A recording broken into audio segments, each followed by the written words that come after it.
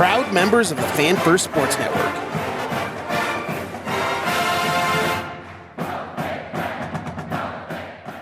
Nash losing that weight was a really big problem for me.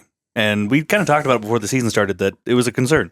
But outside of that, we saw a lot of guys, especially young guys, step up when they needed to. And you don't give up a rushing touchdown in the first half of the season. You did a great fucking job on your defensive line. And I think there's probably, if you just look at the Big Ten, 2 or 3 teams that would take their defensive line over Nebraska's. 45, 40, 35, 40, he's gonna go! It's time, people, feel it! Big Red Junkies. Day by day, he gets better and better! Team is MVP!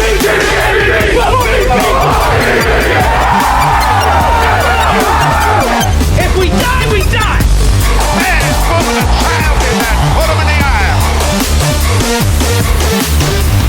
Bring that trophy back to Lincoln!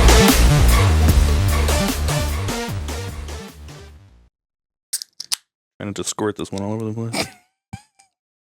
We're getting defensive. It's a defensive recap. If you caught our offensive recap, sorry if you're offended. No, I'm just kidding. No, we're not. Nah. Elijah, Well, let's be honest. Last time I was here, we offended the entire state of Colorado. You guys remember that one? I know Jed didn't forget. Jed put him on lockdown. I'm not, I shouldn't say I'm frustrated because I loved what you said. I'm frustrated that I was listening. The entire media side of Colorado cut the comments right before I had a really insightful take. I had a great take on Colorado. They didn't want to hear anything good. They No, wanted to be disgruntled. it's old Jed calling Dion a little bitch, and then I come in with a great take, and all of Colorado media cut that part, and I'm like, come on. To be fair, they were both good takes. Yeah. What Jed said and what you said were both good takes. Also, in different ways, because I just nailed it. I was like, I think Colorado's got talent to win games this year. It all comes down to mindset and mentality. And I think that ended up being a good take. When they weren't being a little bitch, they played pretty well. I still think it was hilarious that we recorded that like 3 weeks before the Colorado game. And then right before the Colorado game, all of a That sudden... was like 5 weeks before the Colorado game. It was a long time before the Colorado It was game. before the season started. Yeah, it was and then old. all of a sudden, and I just said it as a throwaway comment. I wasn't like, oh, this is really going to get them. Like, I didn't think anybody actually gave a shit about what they actually think.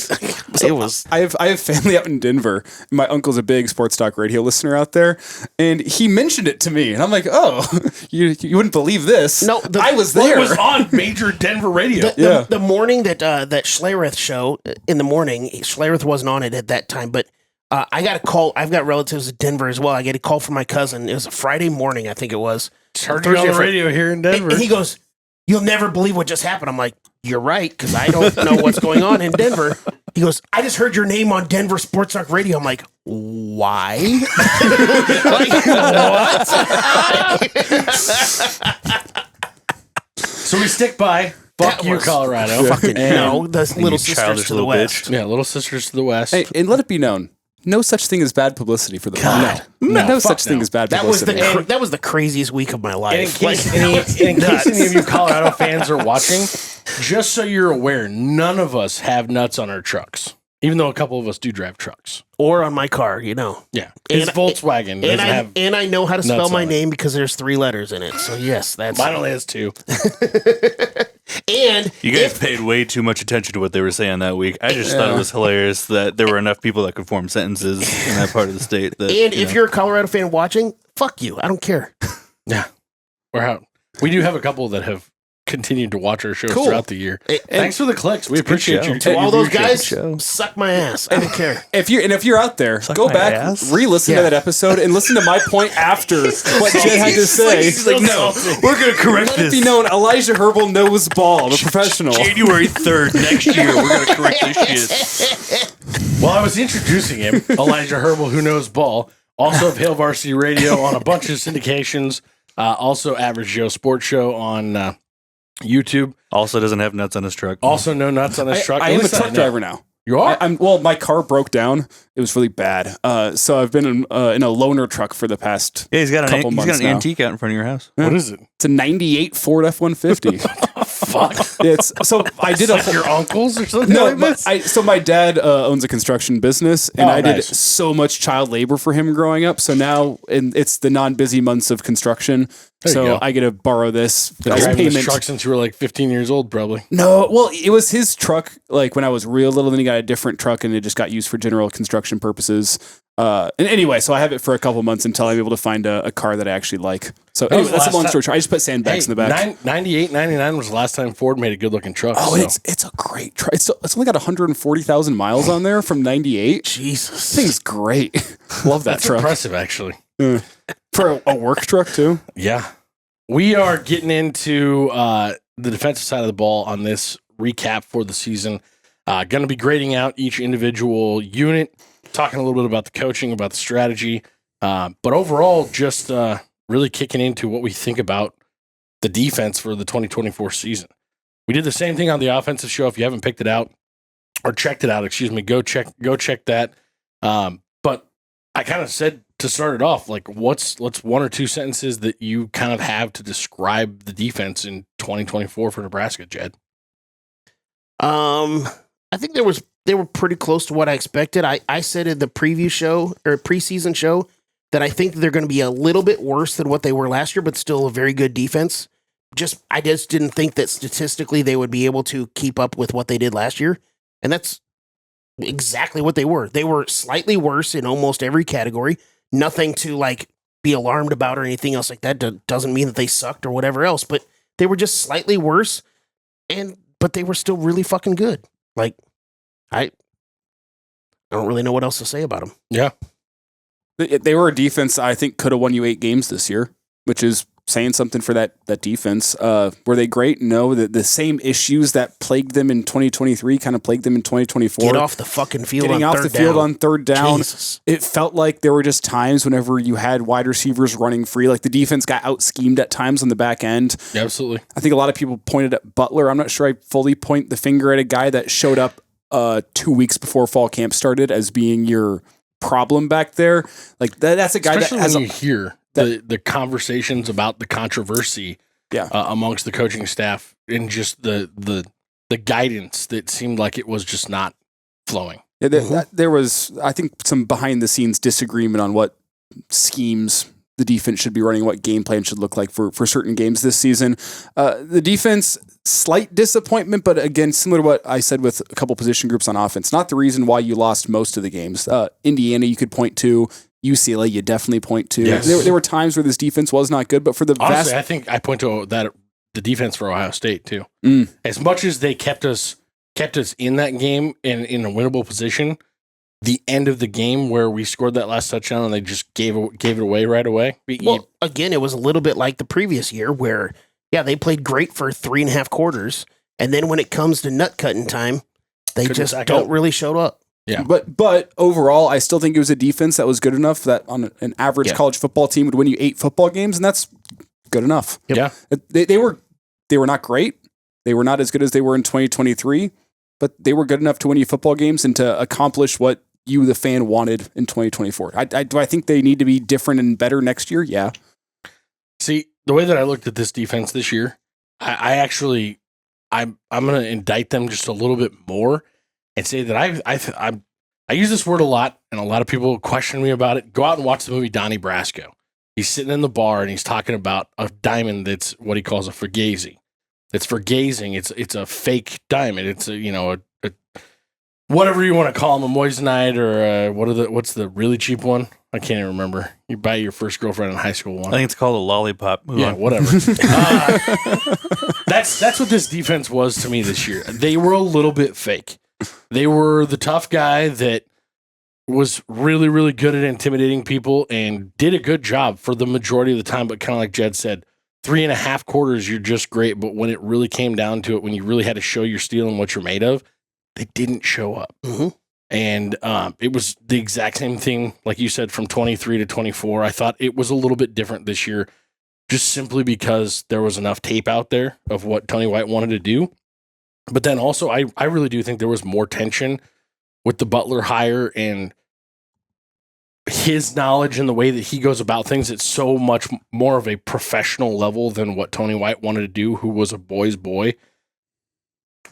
I think there was a little bit of a problem there. I think there's a little bit of a problem there, and sorry not to step on anyone's toes here, but I also think it was another year of just putting a lot on the defense's plate. A lot of games where you said, you got to go out and win it defense, and that's why I don't want to be too harsh with them, because I think overall they were a defense that most teams would win lots of football games with. Yeah. I think you were Nebraska a little dramatic here. No, but Nebraska, if they wanted to be an 8-9 win team this season, they needed more from that defense, but it's so hard to look at that defense and say, you need more. Yeah. We need more from you guys. That's They didn't a tough give up ask. a rushing touchdown in the first, 6 games? And they didn't give one up at home for the entire season. It was until the Indiana game, yeah. It's hard to say we need more from a defense And like that's that. what I'm saying. But based on what your offense looked like for half of the season, you did need more if you wanted to do better than 6-6. Yeah. And that's why I struggle to be too harsh with this defense.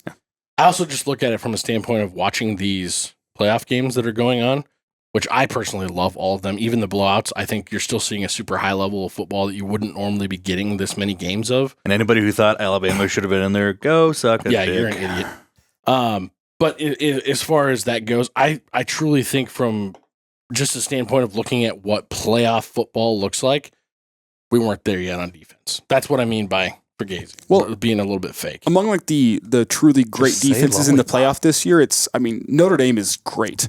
That is a fantastic defense. And best coached team in the country right now. I mean, I've been saying that because of their schedule, people have been sleeping on their defense just a little bit. It's even come into the playoff and been better than I expected. They've been fantastic. Ohio State's got a really good defense. Texas, I think, has a good defense. Texas looks uncomfortable. Yeah, but they do look something's uncomfortable. wrong. They do look uncomfortable, but they still have a talent-wise, what they put out in the field, a very good defense. And then you look at Penn State, who's got a great defense as well. Maybe not to the level of Notre Dame, and I'd put Ohio State in there. Ohio State, I think people sleep on their defense because of people sleep on Ohio State's defense because of recent history, where I don't think defense has necessarily been emphasized over there. Where this year they need that defense to perform well, and they are. I mean, there's great defenses everywhere in the college football playoff. Would I take those defenses above Nebraska's? Yes, but not by much. I think Nebraska's defense was good enough this year. See, I think the coaching staff did a lot of really good things, getting a lot out of some guys that maybe weren't quite to that talent level, but also then schematically let us down. That's kind of where I was. I'll stick to one or two sentences like none of you did. And I'm not going to be near as dramatic as you were. I think exactly what Jed said at the very beginning. But they took a step back. They were still good. That's it. Fair. That's fair. Yeah, that was the simplest way to just define our last 10 minutes of conversation here. The easiest. You guys don't know what one or two sentences is. Yeah, I work in talk radio. Of course I don't. Yes, exactly. He's also not used to not having to come up against a commercial break. One or So two he just sentences. feels very free right now. One or two sentences. You mean 6 minutes? Yeah. Got it. It is my job to take one thought and just expand it as long as I can and start diving into different rabbit holes. That is what my job has been for 6 years now. Also, as far as us three, asking specifically myself to do one or two sentences. That Have we doesn't met work. before? Like, that does. Matt's used to the one-liners. That's why I was he's going to say, I think he did this specifically for me because that's my forte. So specifically for Matt, You give want me us to one or say two more than sentences. 2 sentences? The rest of us Fuck already off. know we're going to talk too much. I think the easiest unit to start with and to talk about is the defensive line. For back-to-back seasons, I would definitely be grading this room out at a B+ or an A- somewhere in that range, just simply because of the fact that they've been the reason the defense has been so successful. I think that when you look at Ty Robinson and Nash Hutmaker 5, 6, 7 years from now, I don't think we even appreciated them as much, even though they are kind of the two guys that get talked about as much or more than anybody else. I don't think we've appreciated just how much they've actually given us, because there's been a lot of games where they just eat 3 or 4 or 5 guys between the two of them. And it's allowed a lot of the other guys to eat. I think Jamari Butler, without 2 giant dudes next to him on a defensive line at LSU next year that's already looking a little bit thin, he might not look as good. It's going to be interesting to see. But I think this defensive line, especially if you're going to look at the front 7 unit with the linebackers included, I think that a standout game for me was definitely either Ohio State or probably what they did to Colorado in the first half there, because I think they had 6 sacks in the first 11 game minutes in that Colorado game. Just they're disruptive, and the stalwarts of the team, in my opinion. Don't forget the Iowa game, by the way. They were that too. That defense line was fantastic against Iowa. I'm splitting up the defensive line and the linebackers. The defensive line, I put it a C+, mainly because Ty Robinson was Ty Robinson. Great. Fantastic. That's awesome. Jamari Butler took a step back from what he did last year. Cam Lenhard did not take that step up like what we were hoping for as a freshman. Nash Hutmaker was good, but he was just kind of there. I don't think Nash Hutmaker took a step up like Ty Robinson did for this year compared to last year. It's hard to be more than just there when you have at least two guys on you the entire game. And I'd argue that's why the weight loss to me last offseason didn't make a whole bunch of sense. It was a problem. He was getting a problem. Double teams were moving him more this year than it was last year. That's why the big strength of his was last year. I understand the double teams and all that other stuff. This isn't me saying he played like shit. I'm just saying he wasn't what he was last year. You put him in the C's. You're kind of saying he played like shit. Well, but I'm putting it as an entire unit. It was literally kind of just Ty Robinson and everybody else. Like, there wasn't a bunch of guys like there were 2 years ago in the 2023 season where it was Nash Hutmaker, Ty Robinson, Jamari Butler was leading the team in sacks. Cam Lenhard was doing what he was doing as a true freshman in and out of the injury. Prince Will Umanmielen was doing what he was doing as a freshman All-American, all that stuff. The defensive line was better, in my opinion, in 2023 than they were in 2024. That's why I'm probably downgrading the defensive line because I was a little disappointed that they weren't better than what they actually were. So I put it at a C+. And one of the we talked about Nash losing a little bit of weight this offseason. I think that's a factor, but also I think the game script for other offenses changed where teams weren't going to just run the ball into your line of scrimmage 45 times, which is what the strength of Nebraska's defense is to me, is that defensive line being really stout in the middle. Teams weren't going to do that. I think part of that is scouting, having another year of film to watch. That's exactly what I was talking about also, when I said schematically they let us down. And also understanding that other teams had to just be slightly more fearful of Nebraska's offense. Not by a lot, but the thing was last year is you could run the ball 45 times and understand Nebraska would probably set you up on their end of the field twice with turnovers throughout the game. So you could be a lot more conservative offensively, which is going to lead to better defensive statistics. And it's going to make that defense look better whenever the other offense just goes, we can play conservative all game and we'll still win. Yeah. So I think that hurt the defensive line. I give him an A-. I think Ty Robinson especially took a step forward. Nash took a slight step back. I look elsewhere on the defensive line. You had some pass rush when you needed it at times. James Williams, he's a specialist, but he did that specialist role pretty well. Jamari Butler got after the passer all right this season as well. And I think where he did take a step up was he was stout against the run this year, more so than he had been in 2023, which isn't going to flash on film. Some of the weight that he put on. It isn't going to flash on film, but that is important because the defensive line this year really did a good job in most games, the exception being really just the Indiana game, of keeping the offensive line off the linebackers. Yeah. They did a good job of that. At the end of the day, that is like your first and foremost role as a defensive lineman. It's not to make tackles. It's to stand up the offensive line and let your linebackers go make plays. They did that very well this season. Could I nitpick and say there were times when they needed more pressure? Sure. Can I nitpick and say there were times when they needed some more negative plays on rushing plays? Yeah, sure. You can always say that. But I think they did their job this year and they did it at a pretty high level. I think they were the strength of the defense. So that's an A- to me. Yeah, completely agree. I had him just slightly lower at a B+. Nash losing that weight was a really big problem for me. And we kind of talked about it before the season started that it was a concern. But outside of that, we saw a lot of guys, especially young guys, step up when they needed to. And you don't give up a rushing touchdown in the first half of the season. You did a great fucking job on your defensive line. And I think there's probably, if you just look at the Big Ten, 2 or 3 teams that would take their defensive line over Nebraska's just for the past season. And I think they're all playoff teams. Yeah, they were all in the playoff. Penn State's defensive line is incredible. They probably keep theirs. Ohio State's probably the same, even though Jack Sawyer puts in a lot of work for that defensive line. Everyone else is solid. Iowa might be a wash. Their defensive line is pretty good this year, but I mean, so is Nebraska. They still would have paid for Ty Robinson. Yeah, absolutely. Yeah. Oregon, I don't think of them as being. I know that's kind of what Lanning wants to be, but I still think they would have taken some guys from Nebraska's defensive line. Like, for the most part, Nebraska had a defensive line that stacked up with almost anyone in the Big Ten. That's why it's A- for me. I firmly admit that I'm downgrading them because of what happened in 2023. And that's fair. If they weren't as good, I would have put it A+ for 2023.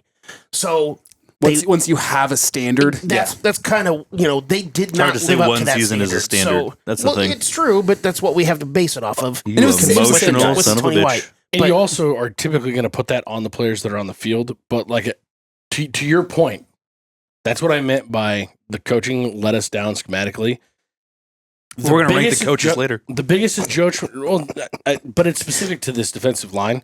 The biggest adjustment that we saw any teams make from a scouting perspective on year 2 of Tony White's defense is what we were doing with the D line. And we did not make adjustments all year long. Getting Ty help, or at least, at the very least, not redshirting Van Poppel so that you had another guy that could go in there and eat a double team. Ty Robinson went, or not Ty Robinson, excuse me, Nash Hutmaker went from being a dual threat guy alongside of Ty last year while Ty wasn't at 100% to, Ty is getting the closest thing to Ndamukong Suh that we've seen since, and I have to be Jared Crick, which means I have to go eat 2 or 3 guys so that he can go try and feast. And I don't think he was Jared Crick. He wasn't able I to. think He was too did small a this year. Damn good job at what he was asked to do. Right, I wrong, or think so, different too. on body size. I just don't think he played like I would take Jared Crick over what Nash Hutmaker did this year. I think part of the problem is, and it's not the best name as an example, but it's because you brought it up. They, through the offseason, I think, tried to turn him more into Jared Crick, and I don't think that's what you wanted to do. No. You took away what made Nash, which is the ability to be really strong against double teams, eat up 2 blocks inside, and let Ty Robinson go clean up, or let Jamari Butler go clean up, or let Bullock come down and from the linebacker spot and clean up. Nash got moved more on double teams this year than I had seen in the past 2 seasons, and I don't necessarily think it's his fault. I think they tried to change up what he was, and I don't think it brought out the best version of Nash. But that being said, he's still a draft pick. Oh, he'll definitely still get drafted. He's still a very solid player. I don't think he's getting drafted. I don't think so. I think he's a UDFA. I smell a wager. I'll take it. I'll take a shot bet on that one. I would bet Take a on double shot bet on that one. I'll take. I would 4 bet or on 5. Nash being a day 3 guy. Really? I think Ty is probably a day 2 guy. I think Yeah. Nash is a day 3 guy. Yeah. I'd put him back into the 6th round type. That's where, and I'm no draft expert, but that's where I'd put Nash. Hey, you can Wow. get drafted at the very last pick. I'm still getting a couple shots out of the deal. Having a Mr. guy that, Irrelevant, here we come. having a He guy gets that just drafted as Mr. Irrelevant. He won't be. having a guy that just physically is strong enough, which I think he is, to hold up against an NFL offensive line, I think is saying something in the draft because, to be a top end first round guy, you have to have that combined with unreal athleticism. Yeah. And neither Nash nor Ty has. I think Ty has more of that athleticism, which is kind we of saw- showcased offensively. That's why I think he's a day 2 guy. We saw Nash last at least has the strength and the physicality to, I think, step in pretty early in an NFL roster and be a contributor on the defensive line. He's not going to be a starter anywhere next year in the NFL, but he can be a rotational piece on a defensive line and a valuable member of the 53. You give a good NFL team a couple of years to put his body back into the right shape, and he will be a starter. Yep. I agree with that. We'll see. Moving on to the linebackers that I kind of had lumped in with these just because of the front 7 philosophy and thought on the run game. It was a mistake. Yeah, it was a mistake. Okay, fine, it was. That's why I separated the grades. The room itself, Because that was a mistake. the room itself has basically been decimated from what we knew last year, and I'm more excited about it for 2025 than I was for 2024. 100%. I think that they overplayed my expectations, Especially a couple of key tremendously. guys. I think John Bullock is an amazing human being, what he went through to become what he became for Nebraska in this last year. Just imagine if Matt Rule had shown up 3 years earlier and pointed him out and said he needs to move from safety to linebacker. Yeah. What could he have been? Who knows? But I do think that those guys did an amazing job, especially losing Javin Wright right before the season started. And him coming back and being able to play the way that he's playing, and it sounds like they're still trying to figure out if he can potentially petition for another year. I don't know if we'd even have a spot for him based on the guys that we have coming in now, but that's not what we're here to talk about. We're talking about last year, and for me, I have to give, just because of the actual talent that was in the room, I have to give that group an A-. Yeah, I gave him an A because you have 2 true freshman linebackers that come in there with McGahee and Shavers, and specifically Shavers, who comes out there and does what he did and is the top-rated true freshman linebacker in the conference, according to Pro Football Focus. And you already talked about John Bullock, Mekhi Bayer, Javin Wright coming back and playing the way that he did. MJ Sherman. I mean, you guys already know my love affair with Dvorak as the linebacker coach. What he did this year, like, my God. You know who my biggest disappointment was, though, out of the whole group? Monty Allen. Yeah. Well, yeah, absolutely. You talk about Cam Lenhart not taking a step up. When he was in there, He took a step back. he flashed a little bit when he was in there, but overall, yes. By the end of the season, McGahee took over his spot. 100%. 100%. The effort didn't look like he was there. Yeah. That was what the biggest thing for me on him was. That you saw stuff, and I was the most excited about him after his freshman season, just looking at the way he was able to drop into coverage. And I thought coverage was actually the only place where you could ding this linebackers group. It just wasn't phenomenal. Mhm. It was like when you look at their run game, it was amazing, lights out. I probably would rate them up there with the Michigans, the Ohio States, the Penn States of the world this year. Pass coverage was a little bit skeptical, which is why I give him an A-. Actually, that really Bullock was probably the worst guy in pass coverage on anything that he had to drop back for. But at the same time, he had a house call pick six. So Yeah. it's also tough to say. But yeah, you're spot on when you start talking about the two true freshmen that really started to ascend.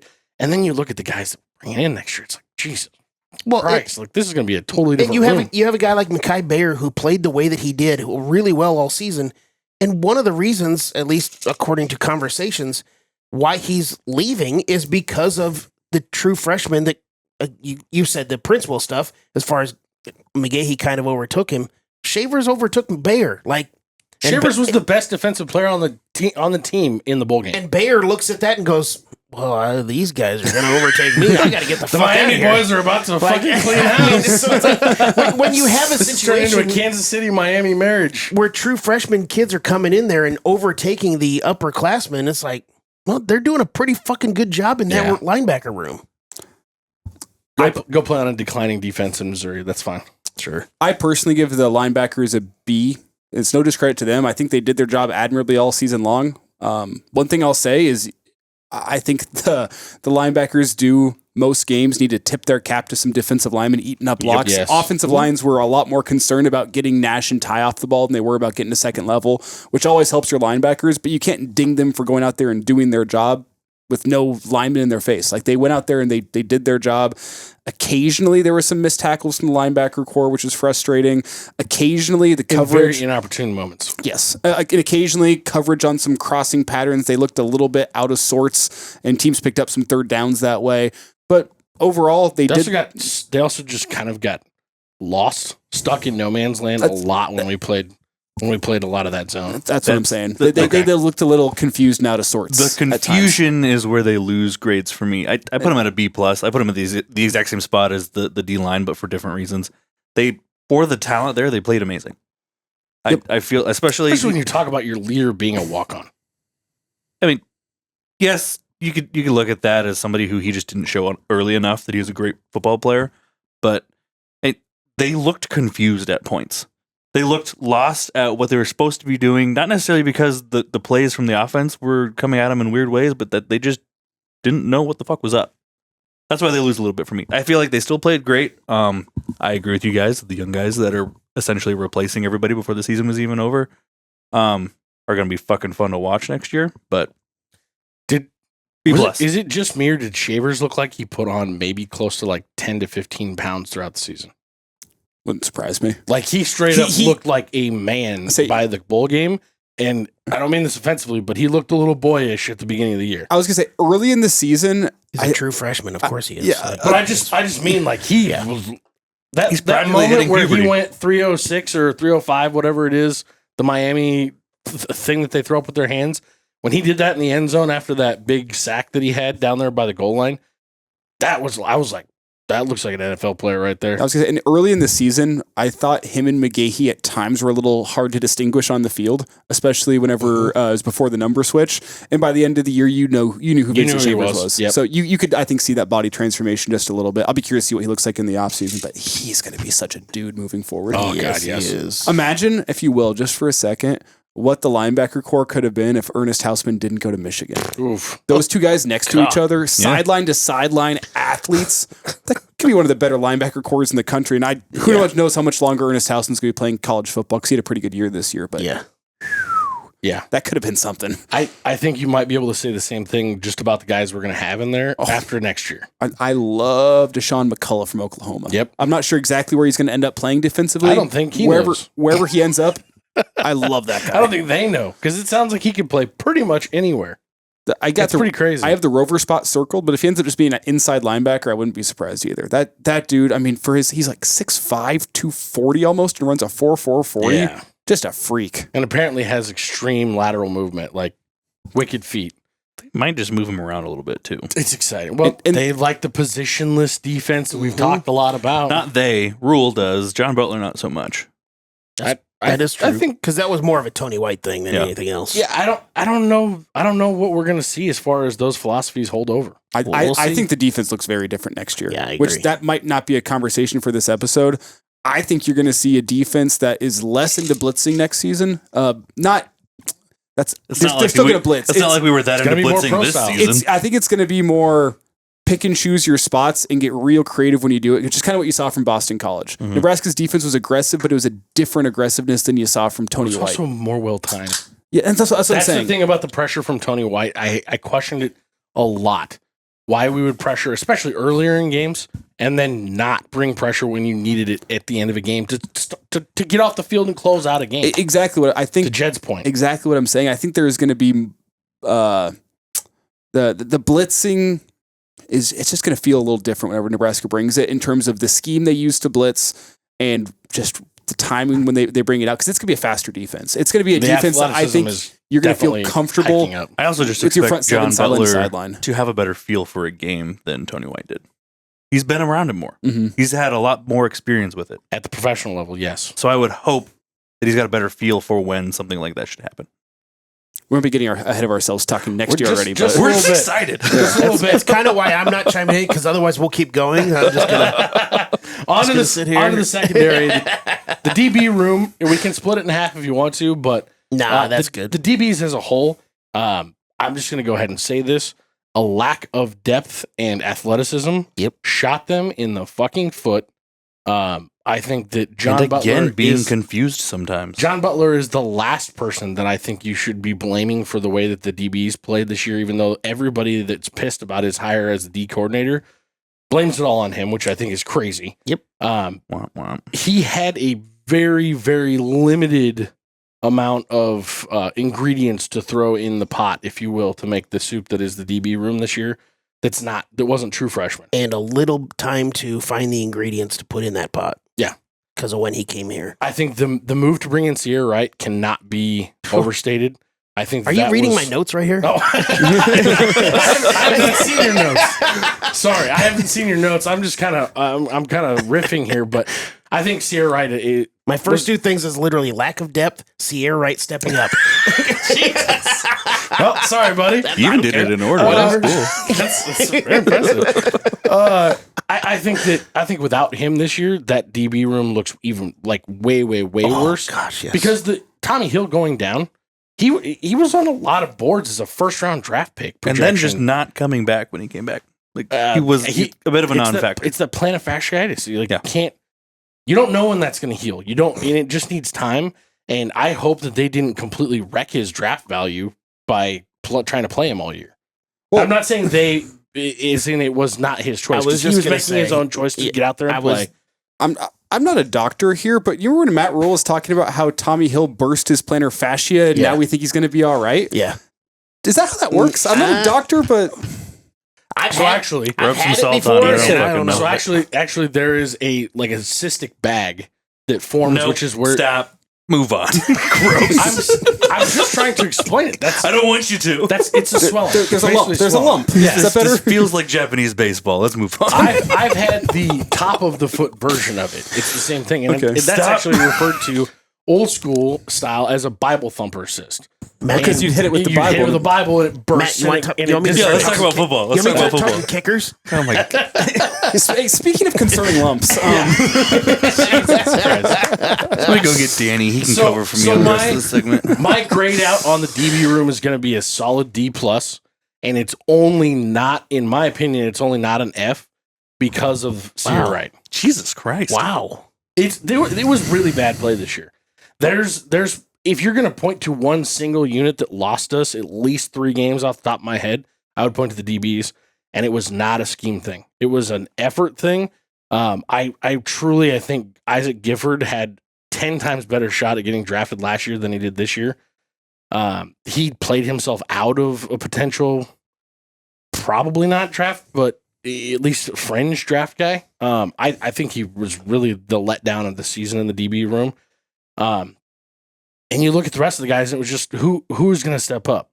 The majority of the season, I felt like Buford was giving as much maximum effort as he possibly could and just looked like it wasn't there, which is sad because I love the dude to death. Like, I think he's an awesome, tremendous dude. This is a weird thing to say for him, but I feel like he just needed glasses all season because there are so many balls that he just misjudged that he was there for. And it's just like, oh, it's floating a foot over my hand. Yeah.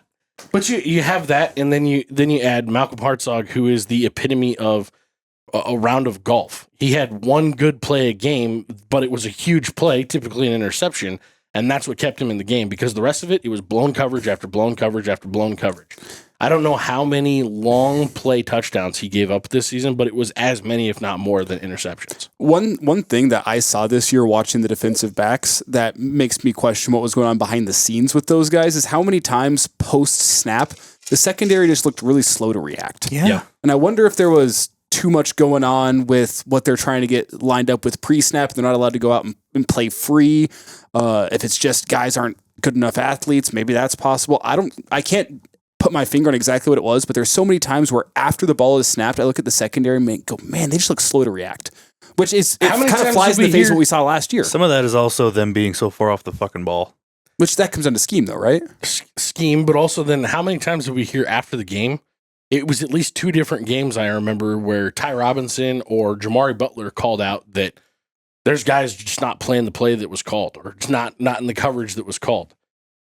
Back to looking confused. Well, it makes me think of what was the year, Jed, where we had an offensive coordinator and a offensive line coach that like hated each other and wouldn't talk under Frost. Greg Austin was the offensive line. Greg Austin, was that Lubick or was that Walters? I don't remember who the offensive coordinator was, but I remember who. Well, no, it was Greg Austin hated Scott Frost. Or hated Scott It Frost. wasn't. Regardless, I don't know what the offensive coordinator situation Maybe he was. just didn't like to party. Regardless, the grind Because to there. be fair with the offensive coordinator thing, it was Scott Frost. It didn't matter who. It was Troy Walters or Lubick. It's Scott Frost. And he was still calling the plays at the time because this wasn't the last season. Yeah. And you had this grind where there was just like the dudes playing for that position coach weren't doing the things that they were being asked to do for the offense. And do I agree with that? No. But at the same time, if you've got, you got guys that came to Rule when he's in the hunt for this coaching search going, this dude's the smartest guy that I've ever heard talk football. You have to hire him as your D coordinator. You had DBs that are on their way out the door saying that. They have no reason to even speak on who's going to get hired.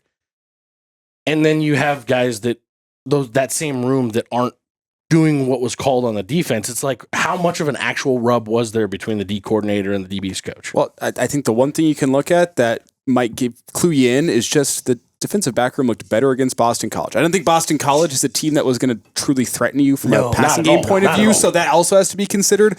But the secondary eye test wise looked more comfortable and more confident against Boston College. I agree. It always helps to have 15 practices to prepare for one team, but I think that and does some fresh bodies. That does speak a little bit to what may have been going on behind the scenes with just the confidence that you saw from those defensive backs in the Boston College game compared to the back half of the season.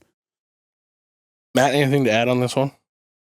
Well, I'll give him a grade if you'd like. Yeah, do it. I lost track of who's even graded You this have two weekend. sentences. Just you. Just 2 sentences, Matt. They get a C from me. I didn't think they were quite as god awful as he did, but I feel like Sayer Wright was a major factor in the fact that they are as high as they are in that grade. I feel Isaac Gifford was at some point lost in this season, even though he had the most tackles for the defense. Mm-hmm. That's just because of where his position is. He was opportunistic. Deshaun Singleton definitely looked lost in almost every game at some point. But at the same point, they were working with limited, backup behind them, and they didn't lose us as many games as I felt in the moment. So I actually changed my grade during the conversation because I had him at a B-, mainly because I think Sierra Wright bumps You had him above the defensive line? Yes. Now I'm really confused. But, okay, so Next time, don't do your analysis at 3 o'clock in the morning. No, again, Jed, were you watching I Nebraska? firmly stand by the defensive line, yeah.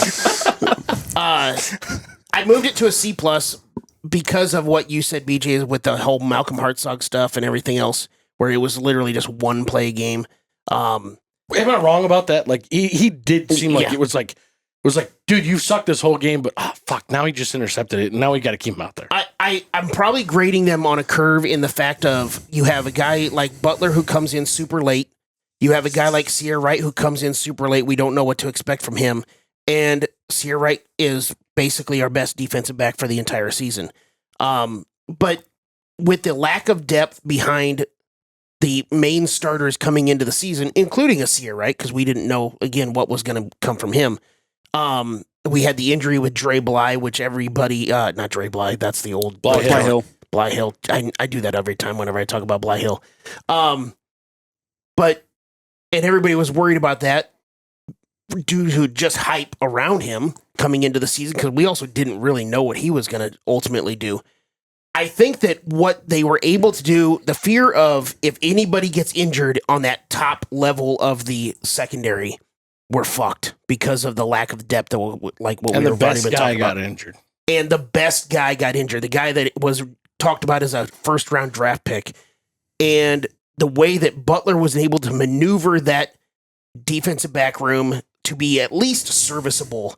Tommy Hill gets injured and Jeremiah Charles comes in and he's not terrible, but not good. That's why Sierra Wright gets in there and gets some playing time, and he does what he did. I think considering the circumstances of what they had for the season, they did a lot better than what they probably should have. That's why I jumped the grade I up a think little that's bit. because of the pickup of Sierra Wright. It is. Because just imagine But what also that what room Butler looks was like. able to do with that, Yeah. that lack of depth of room, what he was able to piece together. That's kind of why I jumped the grade up a little bit.